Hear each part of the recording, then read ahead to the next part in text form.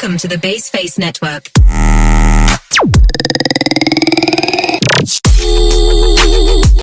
Perkenalkan, nama saya Naila Murti Abdullah.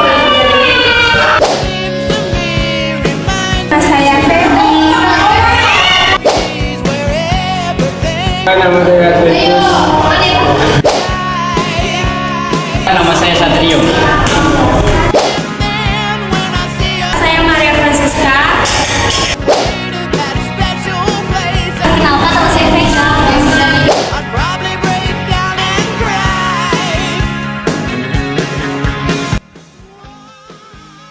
Masa Orde Baru dipimpin oleh Soeharto selama 32 tahun. Selama 32 tahun masa kepemimpinannya, banyak kebijakan yang memiliki pengaruh cukup besar terhadap proses berjalannya negara kita ini. Sekarang kita bahas kebijakan politik dulu ya. Kebijakan politik yang dikeluarkan terbagi menjadi dua, yaitu kebijakan politik dalam negeri dan luar negeri. Kebijakan politik dalam negeri. Pertama, pelaksanaan pemilu 1971. Pada tahun 1971, pemerintahan Soeharto melaksanakan pemilu pertamanya. Pemilu ini sebelumnya sudah diatur melalui SI MPR 1967. Dalam pemilu ini, bahkan hingga pemilu-pemilu berikutnya yang dilaksanakan tahun 1977, 1985, 1987, 1992, hingga 1997 selalu memiliki pemenang yang sama, yaitu golongan karya atau Golkar. Kedua, penyederhanaan atau fungsi partai politik.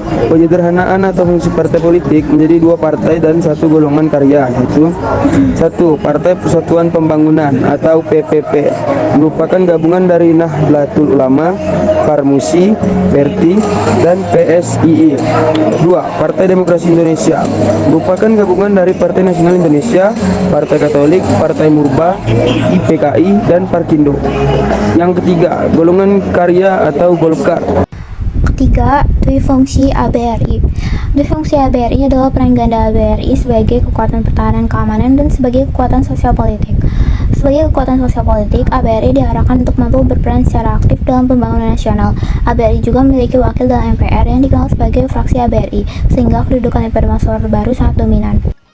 Keempat, pedoman penghayatan dan pengalaman Pancasila. Pedoman penghayatan dan pengalaman Pancasila atau P4 atau Eka Prasetya Pancakarsa bertujuan untuk memberi pemahaman kepada seluruh lapisan masyarakat mengenai Pancasila. Semua organisasi tidak boleh melakukan ideologi selain Pancasila, bahkan dilakukan penataran P4 untuk pegawai negeri sipil. Kebijakan politik luar negeri. Pertama, Indonesia kembali menjadi anggota PBB. Pada saat Indonesia keluar dari PBB tanggal 7 Agustus 1965, Indonesia terkucil dari pergaulan internasional dan menyulitkan Indonesia secara ekonomi maupun politik dunia.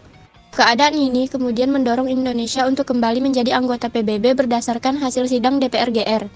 Pada tanggal 28 September 1966, Indonesia resmi aktif kembali menjadi anggota PBB. Kedua, pemulihan hubungan diplomatik dengan Malaysia dan Singapura dan pemutusan hubungan dengan Tiongkok. Pada tahun 1965, terjadi konfrontasi antara Indonesia dengan Malaysia dan Singapura. Untuk memulihkan hubungan diplomatik, dilakukan penandatanganan perjanjian antara Indonesia yang diwakili oleh Adam Malik dan Malaysia yang diwakili oleh Tun Abdul Razak pada tanggal 11 Agustus 1966 di Jakarta. Pemulihan hubungan diplomatik dengan Singapura melalui pengakuan kemerdekaan Singapura pada tanggal 2 Juni 1966. Ketiga, memperkuat kerjasama regional dan internasional.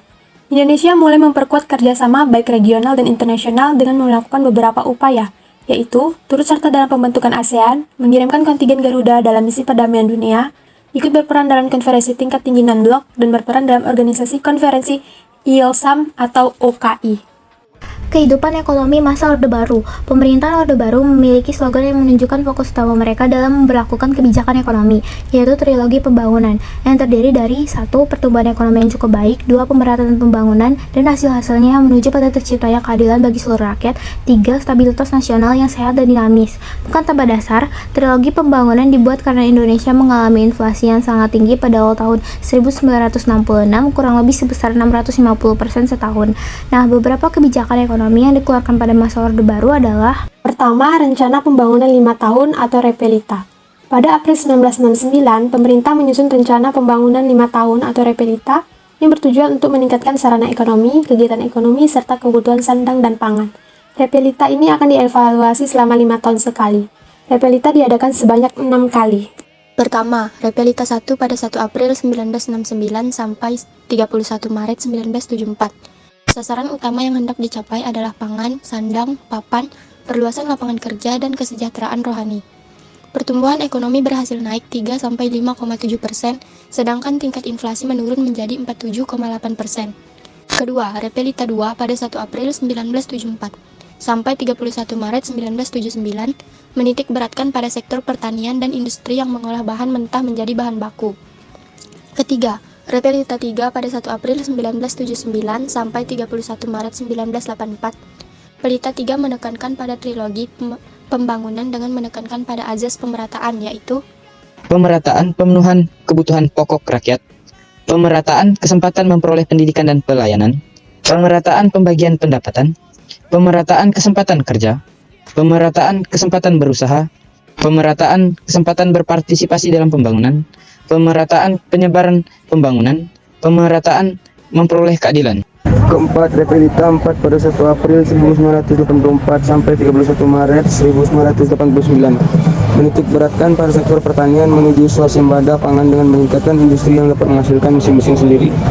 Kelima, Repelita 5 pada 1 April 1989 sampai 31 Maret 1994 menitik beratkan pada sektor pertanian untuk memantapkan swasembada pangan, meningkatkan produksi pertanian, menyerap tenaga kerja, dan mampu menghasilkan mesin-mesin sendiri. Keenam, Repelita Rep 6 dimulai pada tahun 1994. Pembangunan berfokus pada sektor ekonomi, industri, pertanian, dan peningkatan sumber daya manusia. Kedua, revolusi hijau. Revolusi hijau pada dasarnya adalah suatu perubahan cara bercocok tanam dari cara tradisional ke cara modern. Untuk meningkatkan produksi pertanian, umumnya dilakukan 4 usaha pokok yang terdiri dari 1.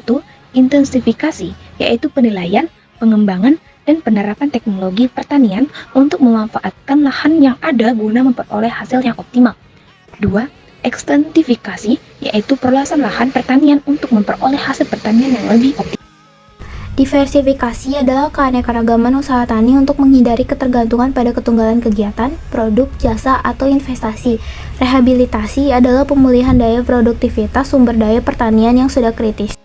Setelah Soeharto mundur, jabatan presiden diserahkan kepada wakilnya yaitu B.J. Habibie. Hal tersebut dilakukan berdasarkan pasal 8 Undang-Undang Dasar 1945. Setelah naiknya Habibie sebagai presiden, kondisi politik dan ekonomi pun kian berubah. Nah, bagaimana ya kondisi politik dan ekonomi di era reformasi? Kita bakal bahas berdasarkan urutan presiden yang menjabat di era reformasi. Pertama, masa pemerintahan B.J. Habibie, Presiden ketiga Republik Indonesia ini hanya menjabat selama 1 tahun 5 bulan. Kok sebentar banget?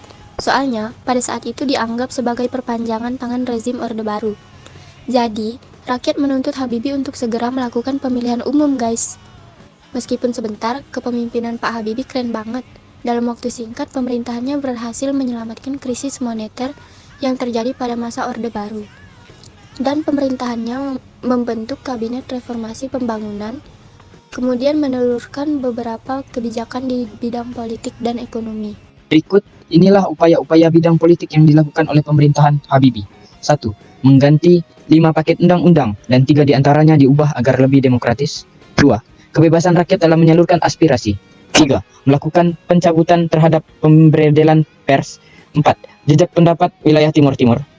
5. Memberikan abolisis atau hak kepala negara untuk menghapuskan hak tuntunan pidana kepada 18 tahanan dan narapidana politik, orang-orang yang pernah mengkritik presiden.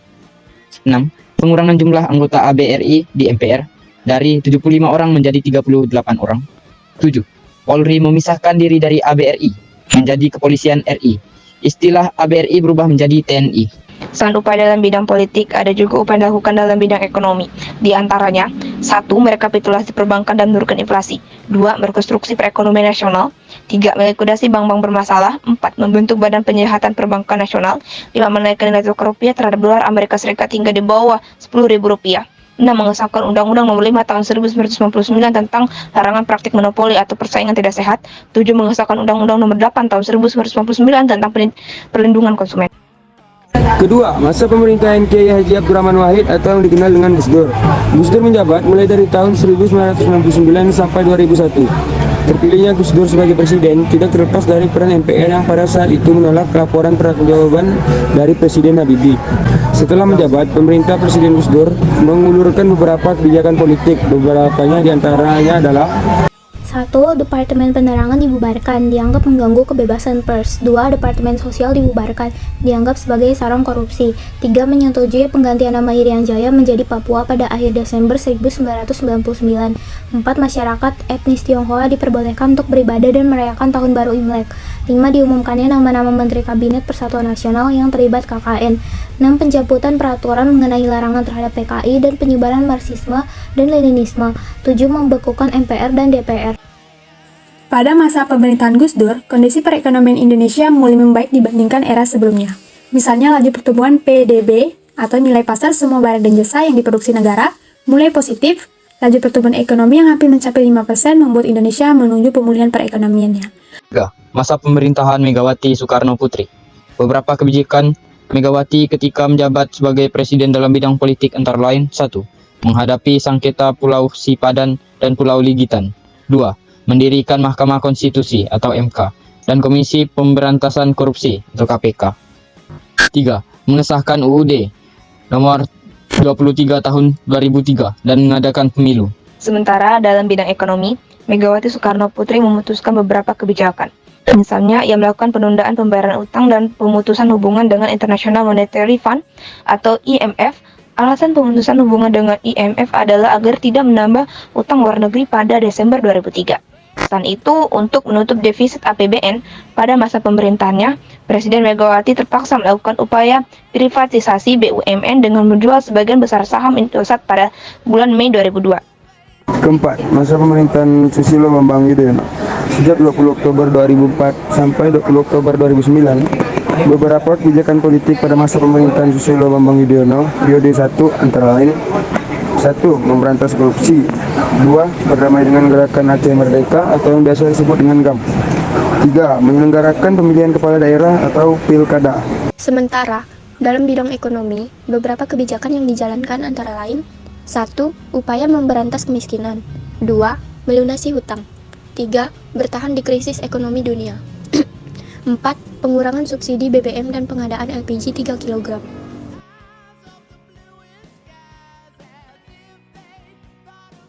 Baharudin Yusuf Habibie, Presiden ketiga Indonesia, periode pemerintahannya dari 21 Mei 1998 sampai 20 Oktober 1999.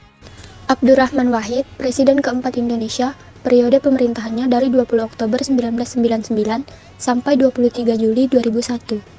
Megawati Soekarno Putri, Presiden kelima, periode pemerintahannya dari 23 Juli 2001 sampai 20 Oktober 2004. Susilo Bambang Yudhoyono, Presiden ke-6 Indonesia, periode pemerintahannya dari 20 Oktober 2004 sampai 20 Oktober 2014. Joko Widodo, Presiden ke-7 Indonesia, periode pemerintahannya dari 20 Oktober 2014 sampai 20 Oktober 2024.